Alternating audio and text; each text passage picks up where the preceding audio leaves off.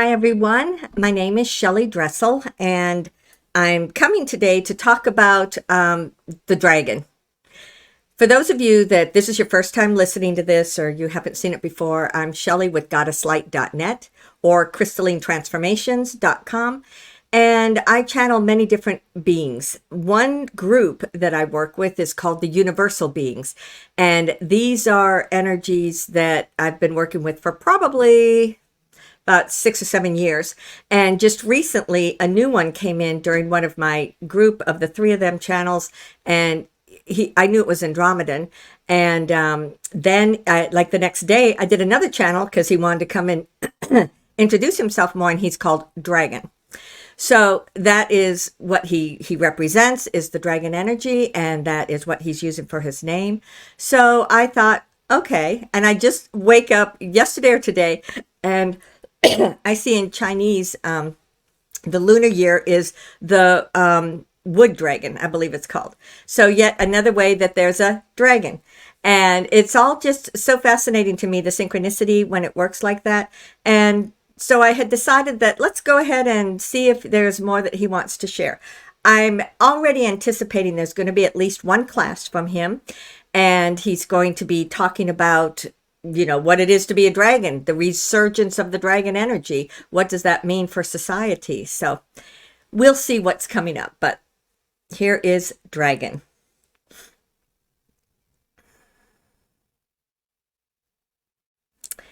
Greetings. I am that essence known as Dragon.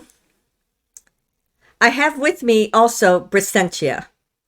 The two of us wanted to come in at this time to talk about the earth, to talk about ascension, to talk about the past, and to talk about the present and the future. The way in which you have been taught about the seasons, the elements, the cycles in time, all have been somewhat accurate and somewhat not, in part because there has not been a good system for people to be able to record. There have been multiple different ways in which the history is recorded, the history of the planet is recorded. However, much of that turns into an interpretation. And is the interpretation 100% accurate? Sometimes it is, sometimes it is not. And this is why, at this point, the next phase of ascension is now beginning. You've gone through all the trauma. You've gone through all the disclosure. I know. There are many of you that are going to say, what disclosure and that's not done yet. It's not. However, when we're looking at this energetically, it's done. And so you've needed to have all that time of clearing out the past, taking off the blinders, taking off the shields that people have had around themselves.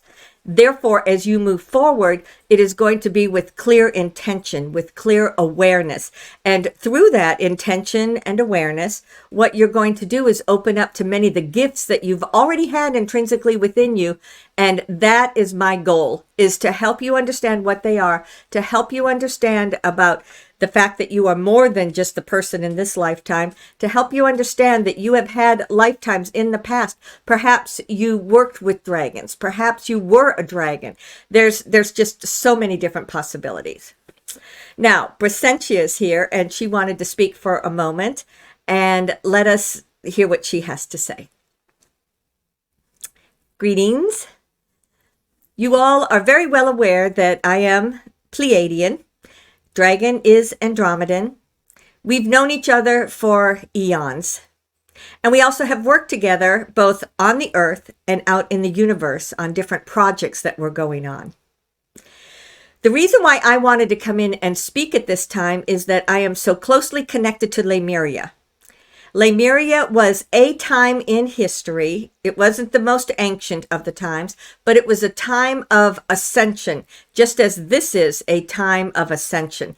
And just as now, what is going on now, when you look at this an eon down the road, they'll be saying, oh yes, that time of Aquarius, or they'll give it some sort of a name. I don't even know what it is right now. When I lived on the earth as a part of Lemuria, which many of you were also there, what had to happen was those that were currently living on the earth were bound in a sense of limitation. To them, was it limitation? No. But what we could see, those of us that were coming from other parts of the universe or other parts of the solar system, we could see that this is a beautiful planet with many resources, and that humanity was a way in which to move through a direct link of expanding the consciousness. So when I became a part of Lemuria, the dragons were already here. The dragons that were part of the Andromedan, but dragons were also from their own planet out in the solar system. The dragons that were already here were a way of protecting the people. There were some that were aggressive and some that were there intentionally helping people. Those that were aggressive were different strains from different planets out within the universe. And I had already been there. I'd already been working with them. I was already well aware. The reason that I wanted to chat as a part of this mini with Dragon is because I am going to be anchoring a lot of these energies as they come in through Dragon, and he is going to be bringing in that really high vibrational alignment that is associated with the dragons of the universe. Be aware that you can, of course, connect to dragons in many, many, many different ways, and there is no right or wrong about it. It's whatever resonates with you. However, if you're going to work with this one, then you may feel my energies there also. Or if you're working with me on something, you may feel Dragon's energy there also. So let us shift back to Dragon and see what he has to say. At the time that we were upon the earth, it was much smaller than what it is. We're talking the size of the earth was much smaller. There are certain of the dragons that preferred to be up in the mountains. There are certain deep caves that go deep into the earth, and we frequently like to live in those caves. We would come up to the surface if we were working with individuals. There was a period in history, what you might call 100, 200 years, something like that, in which we were physically living upon the earth. We would shapeshift at that time, sometimes be human, sometimes be dragon. If were going into battle, we would become dragon. If we needed to travel a long distance, we would become dragon. And then when we got there, we'd shift back into our human form and then interact with people as that. During this time, this is pre-Lemuria, or at the very early times of Lemuria, this was very, very common, and those that lived upon the earth were not afraid. They just knew that this was just a part of the humanity, a part of the people that were living on the earth at that time. This is what is now going to be coming back. I represent the dragon energy from a very high frequency. The reason why it is important for us to make this re-emergence at this time is because we very, very easily have that shape-shifting ability. We communicate as a dragon through telepathy. And telepathy, shape-shifting, energy, all of these types of changes are very much a part of this next phase that you will be integrating. It's not about you looking to us and saying, oh, that's cool, how about that? It is about you becoming the dragon energy. It's about you recognizing that through this energy, you actually have a deeper connection to your own soul, because it is coming through your soul and integrating down within you. When we say to awaken the dragon within you, you are awakening it through that link that you have to your divine. As your soul energy, you are now going to be increasing your frequency in multiple different ways. And this is but one of those ways. Brysentia will be anchoring or helping to anchor that energy into your everyday reality. So is this something that you're going to see all over the place, splashed across your media? Perhaps. One of the reasons that it's going to go in that direction is because the dragon energy, as I said, working telepathically, will begin to awaken in people things that were submerged, or things that went under or into their unconsciousness. And as it's awakening things within people, it is also going to help them to vibrate or shift their vibration to a higher and higher potential. This is a very exciting time to be here.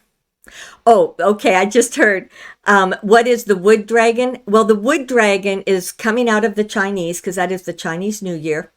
And the they revere dragons in many, many different ways. They see them associated with all the elements. They see them associated with the different seasons of the year. And so the wood dragon is representing something, because wood can easily transform. The wood can be the tree, those ancient tree with those roots that go very, very, very deep into the planet. The wood can also then transform through fire and become ash, if you would say. A wood, the tree can be cut down, can be carved, can be transformed. So the wood dragon is going to represent the energies of transformation. And this year also has been about integrating that which is the next phase, that which is the next level. So it is important for you to know that you're just going to be here plugging along, having your regular life that you've been having.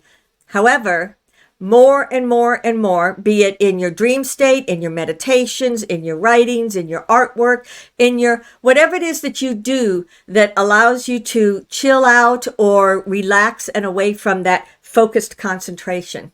During any of those times, you may begin to feel my energies as I come into you, or the energies. There's a massive group of dragons that are now bringing their energies back into the planet. During a eclipse, probably about 4 years ago, maybe, that was when the of Avalon were brought back to the earth plane, and it had been dragons that helped to shift Avalon off the earth plane. So as Avalon comes back into the earth plane, it's taking with it, or bringing with it, the energies of the dragon. So we are all over the planet. We are, like I said, we like to be in the caves. We like to be enclosed in places, not for protection per se, but because that's how we rejuvenate ourselves. That's how we revitalize ourselves. Plus, if you're just driving down the road, you see this big dragon laying by the side of the road, you think, what's that doing there? What's going on there? So things like that may change in the future, but for now, we are in many, many of the caves that are throughout the entire planet. So with Brysentia and I here, we thank you for this little introduction. I will be speaking to you more. We will be working on a time where we can have a class where we can have very open discussion and give you a lot more information. Be strong, be powerful, be in the presence of who you are. Let your divinity shine forth within you, because you are who you are. Ansaluia. This is Shelly. Boy, that energy is so strong, so strong. I just love it. I feel like I'm actually rising up in my chair whenever he's speaking through me. So check out crystallinetransformations.com. That's where I'll have information about a class. I haven't even begun to write it yet, so hopefully not too terribly long in the future, maybe a month or so. But I'm sure he'll be talking to us in between, and just come along for the ride. Thank you so much. Bye-bye.